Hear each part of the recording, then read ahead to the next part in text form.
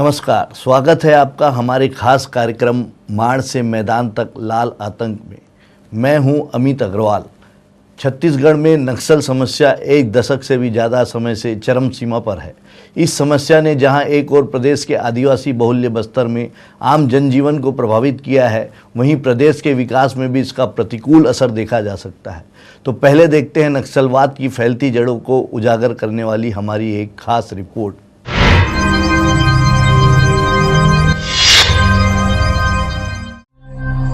एक दशक पहले तक केवल अबुझमाड़ के जंगलों में आतंक का पर्याय बन चुके नक्सलवादी अब छत्तीसगढ़ के आधे से ज्यादा इलाकों में अपनी पैठ जमा चुके हैं। सूबे में इन दिनों लाल आतंक का साया है।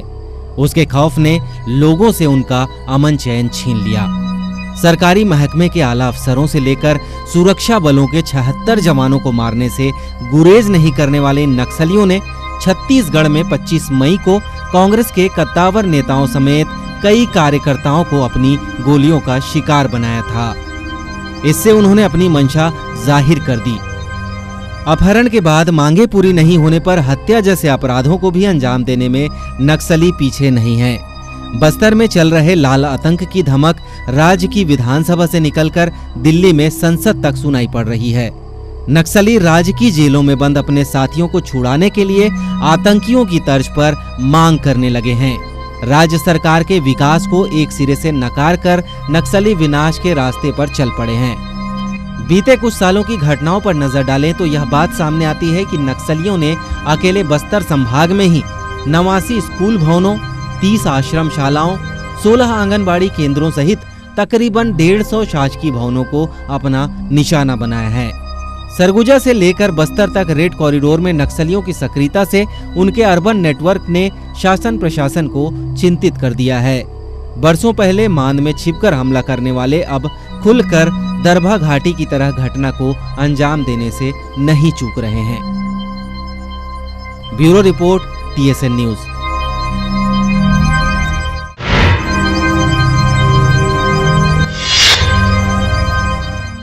प्रदेश में जड़ें मजबूत करती नक्सलवादी विचारधारा और विकास के साथ ही आम जनजीवन को प्रभावित करती इस समस्या पर चर्चा करने के लिए आज हमारे साथ मौजूद हैं BBC के वरिष्ठ पत्रकार श्री सलमान रावी जी। आइए हम बात करते हैं सलमान जी से नक्सल समस्या के ऊपर में।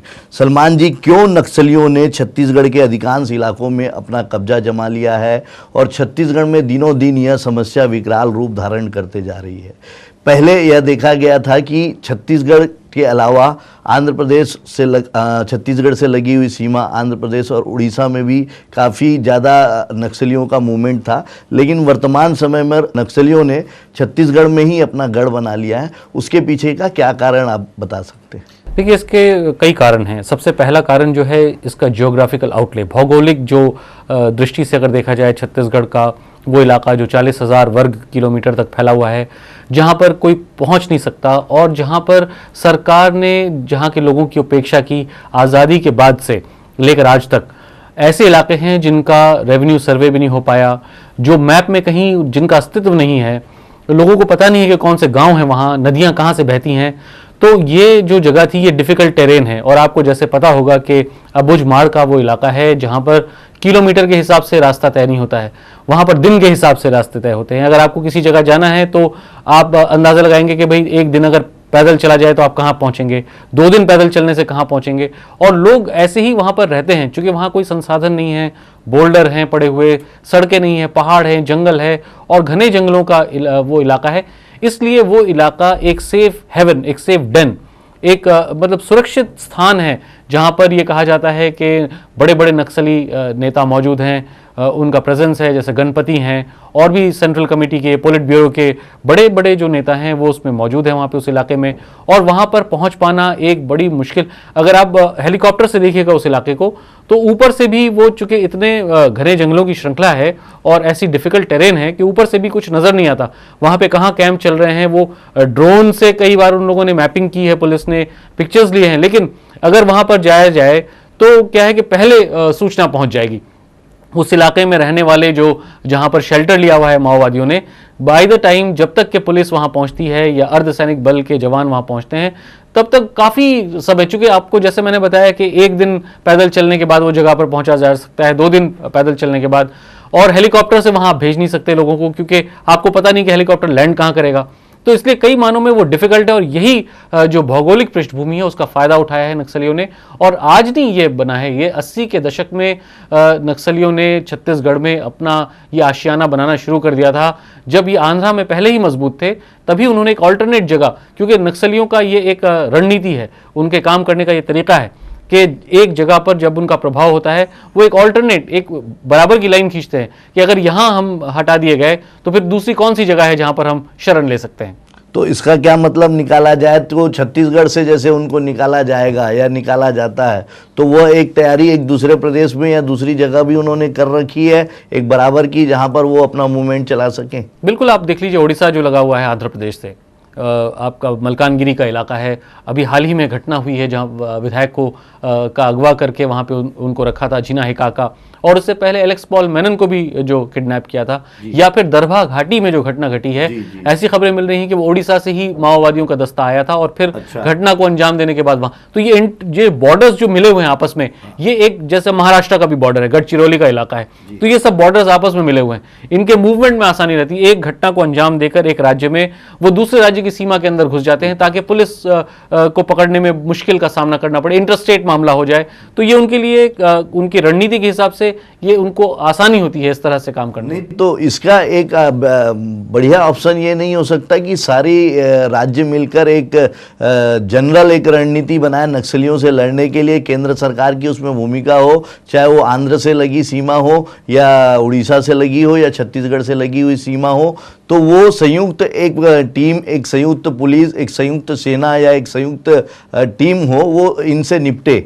ये राज्यों का कई बार ऐसा देखा गया है कि राज्य अपना मामला किसी दूसरे राज्य पर थोप देते हैं। जैसे छत्तीसगढ़ में कुछ मूवमेंट होगा तो वह आंध्रा में चले जाएंगे नक्सली लोग, तो वो आंध्र की पुलिस उनके ऊपर कार्यवाही नहीं करती, जिसका फायदा नक्सली उठा रहे हैं। तो इसके लिए ये केंद्र सरकार को आप कितना दोषी मानते हैं? देखिए, इसमें सिर्फ केंद्र सरकार और राज्य सरकार की बात नहीं है, इसमें क्या है कि कलेक्टिव एक रिस्पॉन्सिबिलिटी सबके साथ, सबको मिलकर करनी चाहिए। यूनिफाइड कमांड, जैसे आपने कहा कि एक ऐसा कमांड होना चाहिए, वो ऑलरेडी मौजूद है, उसका अस्तित्व है, वो यहाँ पर उसकी बैठकें होती हैं। आप देखते होंगे कि सीआरपीएफ के डायरेक्टर जनरल आते हैं और विभिन्न राज्यों के महानिदेशक जो होते हैं पुलिस के वो रहते हैं, गृह सचिव रहते हैं, तो यूनिफाइड कमांड का अस्तित्व तो है। लेकिन क्या है कि इंडिया का जो फेडरल स्ट्रक्चर है उसमें लॉ एंड ऑर्डर जो है वो स्टेट की प्रॉब्लम है, और ये समस्या जो है इसको लॉ एंड ऑर्डर की समस्या माना गया है। और अभी आप देखिएगा कि एक अलग से कमेटी बनाने की बात हो रही थी जिसका विरोध किया राज्यों ने, ममता बनर्जी ने विरोध किया, नीतीश कुमार ने विरोध किया। तो चूंकि फेडरल स्ट्रक्चर है, ये स्टेट गवर्नमेंट का सब्जेक्ट है लॉ एंड ऑर्डर का, इसलिए केंद्र सरकार सीधे हस्तक्षेप नहीं कर सकती। केंद्र सरकार अर्धसैनिक बल दे सकती है, केंद्र सरकार और इक्विपमेंट्स दे सकती है, हथियार मुहैया करा सकती है, या फिर प्रशिक्षण के उस पे लेवल पर राज्य सरकारों को मदद कर सकती है। करना तो राज्य सरकार को ही है, ये राज्य सरकार की इच्छा शक्ति, राज्य सरकार की रणनीति वही इस पे कारगर साबित हो सकती है, और यही वजह है कि इसका फायदा नक्सलियों को मिलता रहा है। जैसा आपने कहा, बिल्कुल सही कहा कि जो आपस में तालमेल की कमी हो जाती है राज्य सरकारों में, इसकी वजह से नक्सलियों को आने जाने में, घटना को अंजाम देकर छुपने में या अपना इलाका बदलने में ये बहुत काम करती है। तो जैसा कि देखा जा रहा है कि छत्तीसगढ़ एक विकासशील प्रदेश है, पिछले 10 साल पहले ही एक नए राज्य के रूप में गठित हुआ है और काफ़ी तेज़ी से विकास किया है, लेकिन नक्सलिज़म जो छत्तीसगढ़ में पनप रहा है उसका छत्तीसगढ़ के विकास के ऊपर एक प्रतिकूल प्रभाव देखा जा रहा है। उस बारे में आपका क्या कहना है? देखिए, विकास और राज्य ये दो बड़े डिबेटेबल मुद्दे हैं। विकास आप किसको कहते हैं? सबसे पहली बात तो ये दिमाग में आती है, अगर आप पिछले कई सालों का इतिहास उठाकर देखें तो आप देखिएगा कि उन इलाकों में नक्सलवाद ज़्यादा पनपा है, उन इलाकों में नक्सलवादी ज़्यादा एक्टिव हैं जिन इलाकों में खनिज संपदा है, जिन इलाकों में जंगल हैं, और जहाँ पर बहुराष्ट्रीय कंपनियाँ नज़र गाड़े हुए हैं, जहाँ के आयरन ओर पर, जहाँ के कोयले पर और बॉक्साइट पर, जितने भी प्राकृतिक ये जो रिसोर्सेज हैं, इस पर जो मल्टीनेशनल कंपनीज़ की जो नज़रें हैं, जहाँ पर अंधाधुंध खनन चल रहा है, अवैध खनन चल रहा है, उन इलाकों में आप देखिएगा। अब हमारे सामने एक ताज़ा उदाहरण है नियमागिरी का। नियमागिरी पहाड़ जो अभी हाल में एक कंपनी को सुप्रीम कोर्ट ने आदेश दिया कि लोगों के विचार के बाद ही वहाँ पर खनन किया जाए। अब नियमागिरी, चूँकि मैं कई सालों से इस इलाके में काम करता हूँ, नियमागिरी का उदाहरण सबसे मैं इसलिए देना चाहता हूँ चूँकि नक्सलवाद कैसे पनपता है वो उसका उदाहरण देना चाहता हूँ मैं। जब नियमागिरी के प्रोजेक्ट के खिलाफ में गाँव वालों ने आंदोलन शुरू किया तो कंपनियों ने स्थानीय अधिकारियों को, पुलिस वालों को पैसे खिलाकर स्थानीय जो गांव के लोग थे, जो आदिवासी थे, उनके खिलाफ में मुकदमे दायर कर दिए और उनमें ऐसी धाराएं लगाई जो गैर जमानती थी। तो जाहिर सी बात है कि जो ग्रामीण है, आक्रोश नहीं, वो उसको भागना पड़ा, फरार होना पड़ा। जब वो फरार हो गया, वहां से भाग गया बचने के लिए पुलिस के उससे कहर से, तो उसके ऊपर इनाम घोषित कर दिया गया और उसके बाद उस पर लेबल लगा दिया गया कि ये माओवादी, जबकि वो माओवादी नहीं था, वो वहां का स्थानीय नागरिक था, वो वहां का आदिवासी था। तो इस तरह से अब एक आक्रोश जो आपने कहा कि वो पैदा हुआ लोगों के दिल में, और उन्होंने ये महसूस किया कि प्रशासन, पुलिस और ये जो तंत्र है ये हमारे साथ नहीं है, ये हमारे खिलाफ है। और यही बड़ा इसी चीज़ को माओवादियों ने एक्सप्लॉइट किया। जो जनता का सेंटिमेंट्स है, जो जनता की बातें हैं, उसको उनके पक्ष में उनकी बात करके उस तरह से लोगों को अपने साथ दिया। और यहाँ पर प्रशासन और सरकार ये चूक गई है, लोगों को अपने साथ लेने में प्रशासन और सरकार जो है अक्षम। मतलब आपका कहना है कि सरकार जो है जन भावनाओं को समझने में अक्षम साबित हुई है। जन भावनाएं जो है वह कहीं ना कहीं नक्सलिज्म को बढ़ाने में एक महत्वपूर्ण भूमिका निभा रही है। तो एक चीज़ और यह देखने में आ रही है कि जैसे छत्तीसगढ़ में जो नक्सलिज्म है, जैसा कि अभी आपने कहा कि जहाँ पर माइंस रहती है, जहाँ आयरन ओर रहता है, कोल रहता है, या जहाँ माइनिंग ज़्यादा होती है, जहाँ पर खनिज रिसोर्सेज ज़्यादा होते हैं, वहीं नक्सलिज्म ज़्यादा पनपता है। जैसा कि उड़ीसा के प्रभावित इलाकों में जहाँ जहाँ नक्सलिज्म है वहाँ पर माइंस और सारे जो बड़ी मल्टीनेशनल कंपनी के ऑपरेशन चल रहे हैं। तो ये कहीं ना कहीं ऐसा नहीं लगता आपको कि यह पूरी जो नक्सलिज्म है ये पैसा कमाने के उद्देश्य से एक कोई संस्था द्वारा गठित एक पैसा इकट्ठा करने की मुहिम है? देखिए क्या है ना, इसमें एक बात स्पष्ट, जो हम लोग बैठकर चैम्बरों में बात करते हैं या कमरों में बैठकर, उससे ज़मीनी हकीकत बहुत अलग है। अलग इसलिए है क्योंकि आप अंडरग्राउंड मूवमेंट यानी भूमिगत आंदोलन आप लॉन्च कर सकते हैं, लेकिन आप उसको लंबे समय तक तब तक सस्टेन नहीं कर सकते जब तक आपको स्थानीय लोगों का समर्थन हासिल नहीं हो। और स्थानीय लोगों का समर्थन आपको तभी हासिल होगा जब आप उनके दिल की बात कहेंगे या वो आपको अपने दिल से पसंद करेंगे। इसमें ये नहीं है कि किसी को आपने पैसा देकर अपने साथ कर लिया, क्योंकि वो बहुत लंबा नहीं चलता है वो रिश्ता, या किसी को डर दिखाकर, किसी के सर पर बंदूक टिकाकर कहा कि तुम हमें समर्थन दो, तो वो भी रिश्ता बहुत लंबा नहीं है। क्या कारण है कि इतनी बड़ी संख्या में लोग माओवादियों का समर्थन कर रहे हैं? जब आप उसको समझने के लिए जब देखिएगा, जब वहाँ पर जाकर स्थिति का जायज़ा लेने की कोशिश कीजिएगा, तो आप पाइएगा कि बिल्कुल सही बात है कि सरकारें आम लोगों से बहुत दूर रही हैं इतने सालों में। हम आज़ादी की वर्षगांठ मना रहे हैं, 15 अगस्त है, और हम ये बात जो है बिल्कुल दरकिनार कर रहे हैं कि वहाँ के लोगों की समस्याएं क्या हैं, क्यों आज भी वहां सड़कें नहीं हैं। मतलब मूलभूत जो सुविधाएं हैं उनसे वंचित हो रहे हैं और वो सुविधाएं सरकार उपलब्ध नहीं करा पा रही हैं, यह भी एक मौजूदा व्यवस्था का एक कारण हो सकता है। बिल्कुल, ये तो एक हिस्सा ही है, और साथ साथ ये है कि जो स्थानीय इश्यूज हैं, जो लोकल मुद्दे हैं, उनको अगर रिड्रेस नहीं किया जाए, उन पर अगर चर्चा नहीं की जाए, उनका समाधान नहीं किया जाए, तो जाहिर सी बात है कि लोग अपने आप को अलग समझते हैं, कटे हुए समझते हैं, जो हाल ज़्यादातर इलाकों में है। ओडिशा को आप देख लीजिए, कालाहांडी का इलाका देख लीजिए, जहाँ पे आज भी भूख से मौतें होती हैं। गढ़वा पलामू को तो भूखा पलामू, सूखा पलामू कहा जाता है। झारखंड का जो इलाका है वहाँ आप देख लीजिए, गरीबी की जो हालत है उसका आप जायज़ा ले लीजिए। ओडिशा के बाकी के इलाकों को देख लीजिए, छत्तीसगढ़ में देख लीजिए, अबुझमाड़ का जो इलाका है वो इलाकों में देख लीजिए कि जहाँ लोग पेड़ की छाल जो है वो उबाल कर खाते हैं। सही तरह से वो एक जो हम जिस तरह से खाना खाते हैं, दाल चावल सब्जी, वो उनको नसीब नहीं होती है। महाराष्ट्र का वो इलाका काफ़ी बड़ा है। तो ये आपको उसको एक जनरल कैनवस पे देखने की ज़रूरत है, बड़े कैनवस पे, कि आखिर ये समस्या क्यों है और तभी इसका समाधान निकल पाएगा। नहीं तो मतलब ये है कि जो अपन police movement, BSF, paramilitary force का ये जो अपन एक अभियान चला रहे हैं, तो जैसे कई लोगों ने, कई सामाजिक संस्थाओं ने और कई एक ह्यूमन राइट्स जैसी संस्थाएं हैं, उन्होंने विरोध किया है कि ये जो सैनिकों की कार्रवाई और सैनिकों का मूवमेंट किया जा रहा है यह नक्सली समस्या का हल नहीं है। तो क्या आप इस बात से सहमत हैं? बिल्कुल सही बात है ये, और आपको मैं उदाहरण देता हूँ। हूँ कि कुछ दिनों पहले नारायणपुर का जो इलाका है वहाँ मैं गया हुआ था वो हाट को देखने के लिए। तो वहाँ साप्ताहिक हाट लगता है, वो हाट लोगों की जीवन रेखा है। वहाँ पे आदिवासी 2-2, 3-3 दिन अंदर से, जैसे मैंने बताया कि रास्ते नहीं हैं, तो पैदल चल के उस हाट में आते हैं। पुलिस ने और प्रशासन ने एक नई स्कीम शुरू की कि जितने लोग अंदर से माड़ के इलाके से उस हाट में आते हैं उनकी फ़ोटो खींची जाती थी, एक रजिस्टर मेंटेन किया जाता था। तो और जो आदमी वहाँ आ रहा है उससे उसका नाम पूछते थे, उसके बाप का नाम पूछते थे, उसके गांव का नाम पूछते थे और उसके बाद उसके पड़ोसियों का नाम पूछते थे, उनके बाप का नाम। अभी होता क्या था इसमें? होता ये था कि अब मान लीजिए कि झारा घाटी में कोई विस्फोट हुआ और लैंड माइन का ब्लास्ट हुआ, किसी ने देखा नहीं किसने लगाया, किसी ने देखा नहीं किसी को भागते हुए, लेकिन कुछ ही घंटों के अंदर उस घटना की एक FIR दर्ज होती है जिसमें कई लोगों के नाम होते हैं। चूंकि ये नाम तो वो करेक्ट कर रहे हैं जब वो माड़ से निकलकर बाजार आ रहा है, हाट आ रहा है, वो वापस चला जा रहा है, लेकिन अगली बार जब वो आ रहा है हाट तो वही पुलिस वाले खड़े हुए हैं, फिर नाम पूछते हैं उससे, तो बोलते हो तुम्हारा नाम तो रजिस्टर में FIR में है, कि तुम इनामी नक्सली हो।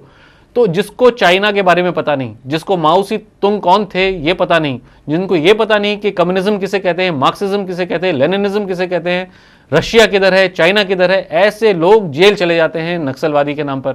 और फिर सरकार का खाकर जेल में, सरकार का ओढ़कर, सरकार का पहनकर, वहां इनकी मुलाकात होती है दिग्गज नक्सली नेताओं से और वो वहां पर अपनी आइडियोलॉजी को बताने में कामयाब होते हैं, क्योंकि वो तो जेल करा रहा है। तो अब होता क्या है कि जब 8 महीने या 9 महीने के बाद वो जमानत पर रिहा होकर वापस जाता है तो माओवादियों को एक बड़ा आइडियोलॉग मिल जाता है। किसके खर्चे पर, किसके सौजन्य से, किसके प्रायोजन से? सरकार के प्रायोजन से। तो ऐसी सूरत में लोगों का दिल जीतना, लोगों से दूर करना, आप समझ सकते हैं कि कितनी दूरी है आम लोगों में और सरकार में। और जब तक कि ये दूरी पटेगी नहीं, इस समस्या का खाली पुलिस और मिलिट्री या पैरामिलिट्री इससे हल नहीं होगा। ये एक पॉलिटिकल मूवमेंट है, एक राजनीतिक मूवमेंट है, क्योंकि माओवादी क्या चाह रहे हैं, उनका एक राजनीतिक एजेंडा है। तो उसको उसी हिसाब से डेवलपमेंट को भी लेना और जो कार्रवाई है, स्टर्न कार्रवाई मिलिट्री या पैरामिलिट्री के जरिए, वो अपनी जगह पर है, लेकिन इसका एक पॉलिटिकल सॉल्यूशन भी साथ में लेकर दोनों साथ साथ चलेंगे तब जाकर कहीं समस्या का समाधान होगा। नहीं, आपकी बातें काफ़ी कुछ जो है ज़मीनी हकीकत को बताती है, लेकिन देखा यह जा रहा है कि राजनीतिक आकाओं, जो राजनीति, जैसे राज्य सरकार एक दूसरे राजनीतिक पार्टी की है, केंद्र में सरकार दूसरी राजनीतिक पार्टी की है, तो वो आरोप जो है राज्य सरकार के ऊपर मढ़ देती है, केंद्र सरकार राज्य सरकार के ऊपर मढ़ देती है। इन दोनों की आपसी खींचतान में आम जो वहाँ का जो लोकल पब्लिक है, जो नक्सलिज्म से प्रभावित है, वह भुगत रहा है। तो इसमें कहीं ना कहीं राजनीति की बातें भी होती है। मतलब ये राजनीति कहीं ना कहीं नक्सलिज्म को बढ़ावा देने में मदद नहीं कर रहा है। देखिए, क्यों बढ़ावा नहीं मिलेगा? गांव के गांव खाली हो गए हैं। अगर आप बस्तर के इलाके में घूमें, चाहे वो बीजापुर का इलाका हो, चाहे वो सुकमा का इलाका हो, चाहे वो दंतेवाड़ा का इलाका हो, या फिर उड़ीसा के इलाके हों, जहाँ जहाँ पर ये नक्सली हिंसा, यानी कि नक्सलियों के बीच में और सुरक्षा बलों के बीच में जहाँ जहाँ झड़पें चल रही हैं, वहाँ आप देखिएगा कि गांव के गांव वीरान होते जा रहे हैं, लोग भाग रहे हैं। आंध्र प्रदेश में इतनी बड़ी समस्या के रूप में ये सामने आया है कि छत्तीसगढ़ के आदिवासी वहां जाकर भद्राचलम और खम्मम में उन्होंने वहां डेरा डाला है। वहां से सरकार बार बार बोल रही है छत्तीसगढ़ की सरकार को कि साहब आप आकर इनका कुछ कीजिए, इतने बड़े पैमाने पर लोग यहां भाग कर आ रहे हैं। लेकिन आज तक आपको सुन के ताज्जुब भी होगा और अफसोस भी होगा कि राज्य सरकार की तरफ से ना तो कोई प्रतिनिधि गया और ना ही इस समस्या पर संज्ञान भी लेने की कोशिश की सरकार ने कि हमारे लोग हैं, ये वहां चले गए हैं भागकर। तो अब क्यों भाग कर जा रहे हैं? क्योंकि जाहिर सी बात है कि माओवादी आएगा हथियार लेकर, वो कहेगा हमारी मीटिंग में चलो। गांव का आदमी अंदर जंगल में क्या करेगा? जो वहां मौजूद है उनकी बात नहीं सुनेगा तो वो कहां जाएगा? तो वो मीटिंग में, वो माओवादी नहीं है लेकिन वो मीटिंग में जा रहा है, वो उस मीटिंग से सहमत नहीं है, विचारधारा से सहमत नहीं है, लेकिन उसकी मजबूरी है, वो गया। और उसके बाद सुरक्षा बल के जवान पहुंचते हैं। अब बासागुड़ा में, सरकेगुड़ा में क्या हुआ कि लोग बीच पंडुम का त्यौहार मना रहे थे, सुरक्षा बलों ने जाकर उन्हें गोली मार दी और उसके बाद कहा कि हमसे गलती हो गई, माफ़ कर दो। माओवादी जाते हैं, वो मार देते हैं, उसके बाद वो भी बयान दे देते हैं कि हमें माफ़ कर दो। तो इस माफ़ी का जो ये खेल चल रहा है दोनों तरफ से, इसके बीच में एक आदिवासी, चूंकि मैं मिलकर आया हूँ आंध्र प्रदेश में, भद्राचलम में, खम्मम में, वो ये चाहता है कि इस झंझट से छुटकारा मिले और एक सुरक्षित जिंदगी अपने परिवार को, अपने बच्चों को, अपनी बीवी को दे पाए, इसलिए वो छोड़ छोड़ कर भाग रहे हैं। तो ये जाहिर सी बात है कि लोग इस तरह के कन्फ्लिक्ट में आम आदमी ही पिसता है और इसमें ना तो सही मानों में पुलिस वाले नक्सलवादियों को मारते हैं और पुलिस वाले, चूंकि स्टेट है उनके पास हथियार हैं, तो नक्सली जो है वो गोरिल्ला वारफेयर में एंगेज है उनके साथ, और इसमें मरण जो है सब कुल मिलाकर आम आदमी का है। मतलब ये कुल मिलाकर अपनी जो अपन जो ये परिचर्चा कर रहे हैं नक्सलिज्म के ऊपर, इसका हल अगर कहीं निकालने की बात करें तो यह बात सामने आती है कि नक्सली समस्या का हल बंदूक नहीं है, आपसी बातचीत और वहाँ ऐसा वातावरण बनाया जाए जिससे नक्सलिज्म जो है पनप न पाए, आम लोग आम जनता वहाँ की जो है वो नक्सलियों को मदद न कर पाए और नक्सली की जो मूल समस्या है उसके ऊपर ध्यान दिया जाए। तो ये एक सबसे बड़ी बात ऊपर के आती है कि जो पहले नक्सलिज्म था और अभी जो नक्सलिज्म चल रहा है उसमें काफ़ी फ़र्क दिखता महसूस हो रहा है। मतलब जैसे पहले जो नक्सलिज्म होता था वह वो टारगेट करते थे पुलिस के ऊपर, एक सिस्टम के ऊपर, सरकार के ऊपर, आम लोगों को वो परेशान नहीं करते थे, या जो नक्सलियों के दुश्मन नहीं होते थे उनको परेशान नहीं करते हैं। लेकिन पिछले कुछ दिनों से ऐसी कई घटनाएं सामने आई हैं जिसमें नक्सलियों से किसी भी प्रकार का कोई संबंध नहीं रखने वाले, उनसे किसी भी प्रकार का कोई दुश्मनी न करने वाले लोगों को भी नक्सलियों द्वारा मार दिया गया, जैसे कि जीरम घाटी में भी हुआ है। तो ये सारी चीज़ें किस बात की तरफ इशारा करती है? बिल्कुल आपने सही कहा कि काफ़ी बदलाव आया है उनकी रणनीति में, जिस तरह से शुरू हुआ था और जिस मुकाम पर आज है। और मैं आपको एक उदाहरण देता हूं, चूँकि मैं एक पत्रकार हूं और काम करता रहा हूं, मैं आपको उदाहरण दे रहा हूं अविभाजित बिहार का। 89 का दौर था और मैं अंग्रेज़ी अखबार में काम किया करता था। मुझे याद है कि उस ज़माने में एक पुलिस के सब इंस्पेक्टर का अगवा किया नक्सलियों ने और गिरिडीह जैसे इलाके में कहीं पर रखा और जन अदालत लगाकर सज़ा सुनाई जानी थी उस पुलिस के सब इंस्पेक्टर को, और उसमें पत्रकारों को भी बुलाया गया था जिसमें मैं भी था। तो हम लोग पैदल पैदल चल के उस जगह पे पहुंचे और आपको सुन के ताज्जुब होगा कि जब जन अदालत में उस दरोगा को पेश किया गया तो गांव के लोग उठकर खड़े हो गए। हज़ारों की तादाद में भीड़ थी गांव वालों की, और उन्होंने कहा कि ये बड़ा ईमानदार पुलिस ऑफिसर है और आप क्यों इसको पकड़ के लेकर आए हैं। और नौबत यहाँ तक आई कि नक्सलियों ने सिर्फ जो है न सिर्फ माफ़ी मांगी सार्वजनिक रूप से, बल्कि बहुत इज्जत के साथ उनको वापस छोड़ कर आए। तो मतलब ये उदाहरण हमारे सामने है। लेकिन आज क्या हुआ, वही बात मैं कहना चाह रहा हूं कि पहले नक्सली अगर कोई गलत आदमी को पकड़ लेते थे तो बकायदा उनसे माफी मांग कर उनको वापस सही सलामत छोड़ के आते थे। अभी जो कुछ वारदातें सामने आई हैं उसमें नक्सलियों से किसी प्रकार का संबंध नहीं है, उसको मार दिया गया या जिससे संबंध है उसको छोड़ दिया जा रहा है। तो ये मतलब ये अजीब सी परिस्थिति जो निर्मित हो रही है, वो उसके पीछे का क्या कारण है? क्यों हो रही है? वो इसलिए हो रही है कि अगर एक 16 साल के लड़के के हाथ में AK-56 AK-47 आ जाए और उसके पास कोई विचारधारा ना हो, उसको ये पता नहीं हो कि मुझे करना क्या है, उसको ये पता नहीं हो कि जो मेरी पार्टी है, जो मेरा संगठन है, वो किस विचारधारा को प्रोफेस करता है, कम्युनिज्म का कौन सा हिस्सा है जो हम जिसको फॉलो करते हैं, हमारे लीडर्स जो हैं माओ से तुंग वगैरह, इनकी क्या आइडियोलॉजी रही है। जब उसके पास विचारधारा का शून्य होगा और उसके हाथ में बंदूक होगी तो वो वैसे ही एक गिरोह होगा जैसे सलवा जुडुम का गिरोह हमने देखा कि उसका काम होगा कि बस पैसे उगाही करना, या पैसे उगाए तो कमांडर जो है उस प्लाटून का, उसको तरक्की मिलेगी संगठन में, और लेवी वसूलना उस इलाके से, तो ये उसका टारगेट हो जाए, या फिर अपनी बंदूक से बाकी गाँव के लोगों पर अपना प्रभाव डालना।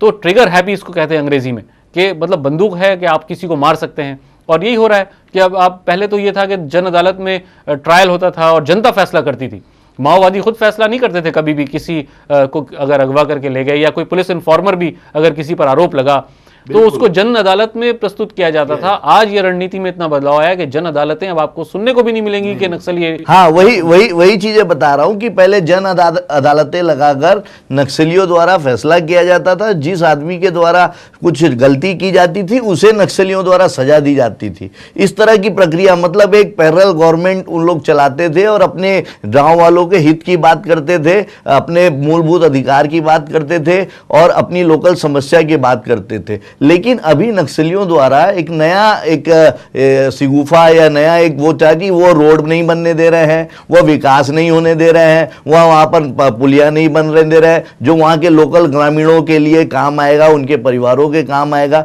तो अगर इस तरह से नक्सलियों द्वारा अगर पुलिया और रोड बनने से रोका गया तो क्या किस तरह विकास हो पाएगा? ये बिल्कुल सही कहा आपने कि जो इनका विचारधारा से जो भटकाव है वो काफ़ी बढ़ गया है। और ये रोड बनने के ख़िलाफ़ में शुरू से थे नक्सली। इनका आर्ग्यूमेंट था, इनका कहना था कि अगर सड़क बनेगी तो पुलिस आएगी, और पुलिस आएगी उसके साथ शोषक आएंगे, जो इनका एजेंडा है।